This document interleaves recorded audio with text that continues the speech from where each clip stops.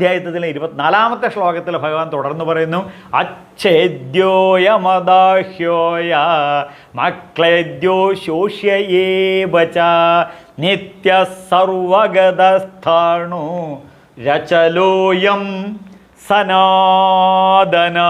അചലോയം സനാതന. ഞാൻ ആരാണ്? അചലോയം സനാതന.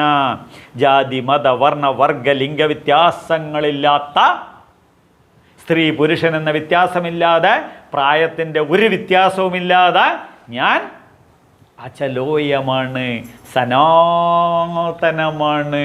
സനാതനം വെച്ചാൽ സദാ നൂതനമാണ്, ഒരിക്കലും നശിക്കാത്ത, അണ്ടകടാഹം മുഴുവൻ നിറഞ്ഞു നിൽക്കുന്ന സോളാർ സിസ്റ്റമാണ് ഞാൻ, യൂണിവേഴ്സലാണ് ഞാൻ. അപ്പം പരിമിത പരിണാമ പരിവർത്തനത്തിന് വിധേയമായ ശരീരത്തിൽ, പരിമിതമാണ്, പരിണാമത്തിലൂടെ വളർന്നു വന്നാണ്, വളരെയധികം പരിമിതികളുള്ള പരിവർത്തനത്തിലൂടെ വിധേയമായ ഈ ശരീരത്തിൽ അപരിമിതമായ അനന്തമായ ആനന്ദമായ ബോധ ഊർജ ശക്തിയാണ്, പ്രപഞ്ച ഊർജ ശക്തിയാണ് എന്നിലുള്ളത്.